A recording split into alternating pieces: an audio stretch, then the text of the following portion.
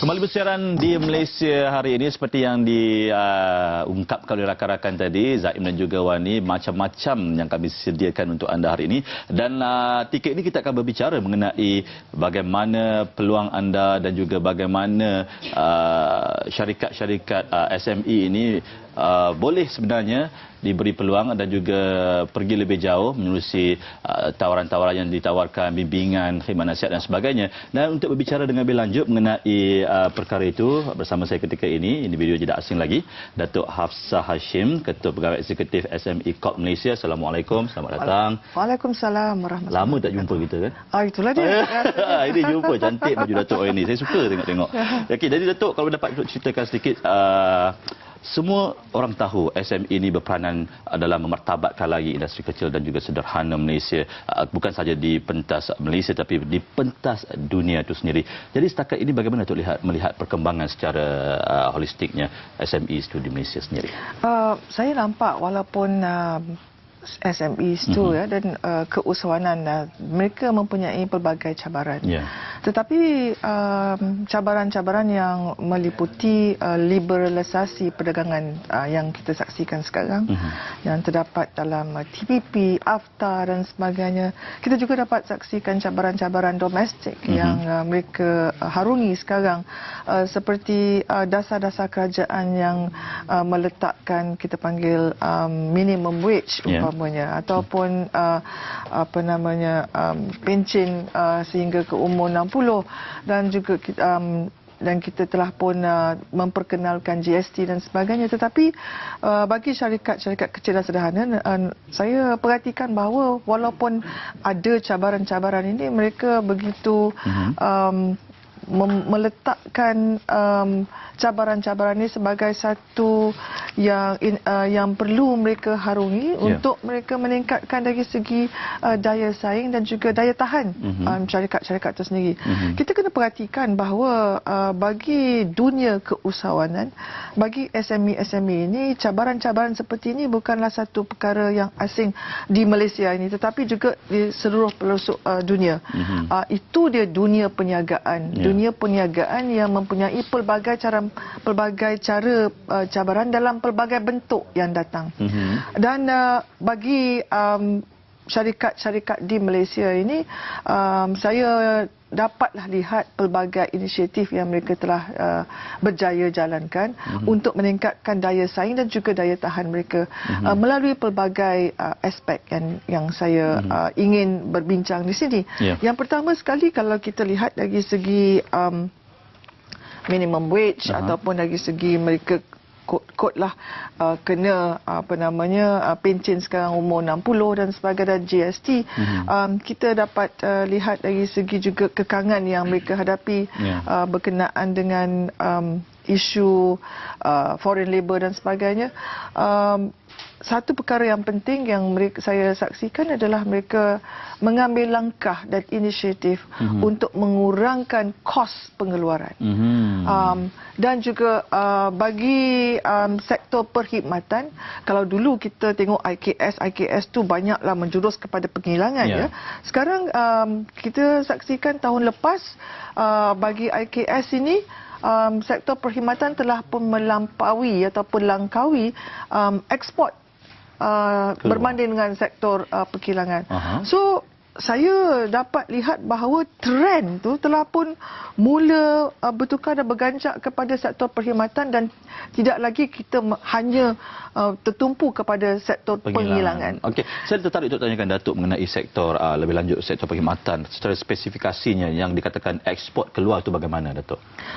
Kalau kita saksikan sektor perkhidmatan ekspor yang keluar, yang pertama sekali kita lihat industri construction.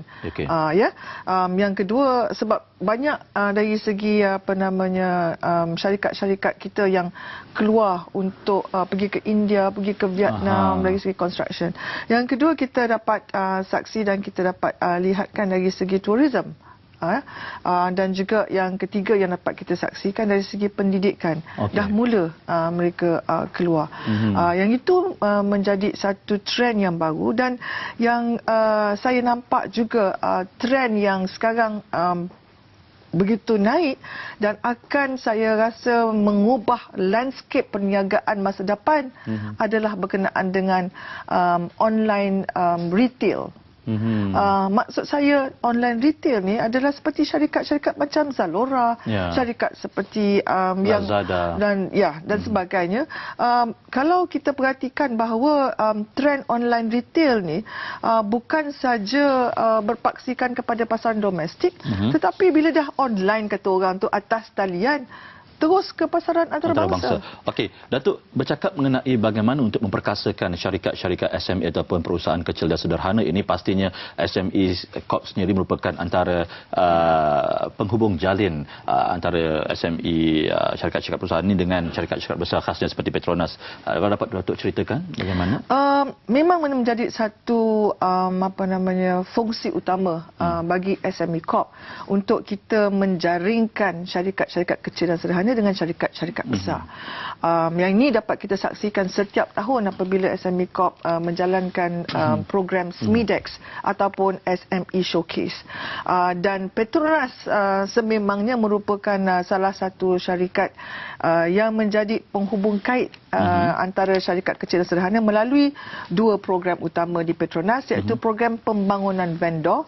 Dalam program pembangunan vendor ini, ia melibatkan SME perusahaan kecil dan sederhana yang mengambil bahagian dalam pelbagai aktiviti-aktiviti di sepanjang rantaian pembekal Petronas, daripada upstream kepada downstream. Ya. Dan yang kedua juga penglibatan Petronas dalam, kita saksikan dalam stesen-stesen minyak Petronas Mesra. Dalam Mesra tu kita tengok banyak produk-produk yang dihasilkan oleh SME yang mana telah memberi Petronas telah memberi peluang kepada syarikat-syarikat kita untuk membekal produk-produk itu dan diletakkan dalam stesen-stesen Petronas dari segi perniagaan runcit mesra. Itu dua cara yang saya nampak Petronas melibatkan perusahaan kecil dan sederhana. Dan kalau kita saksikan di antara rantaian pembekal Petronas itu, tadi saya katakan daripada upstream kepada downstream, banyak perusahaan kecil dan sederhana telah pun mengambil bahagian dan Petronas telah memberi peluang kepada mereka untuk menjadi pembekal kepada Petronas.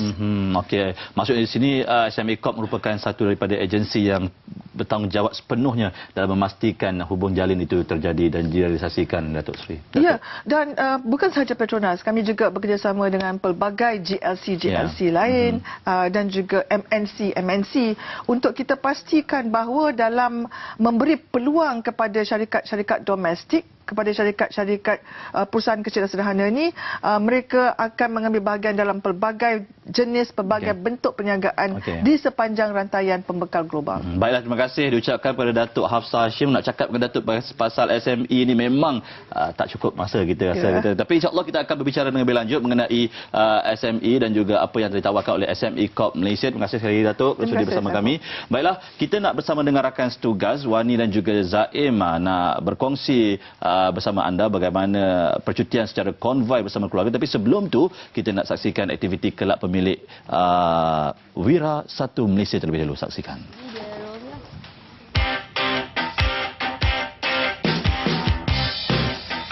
Proton Wira antara lambang keunggulan industri otomotif negara kita.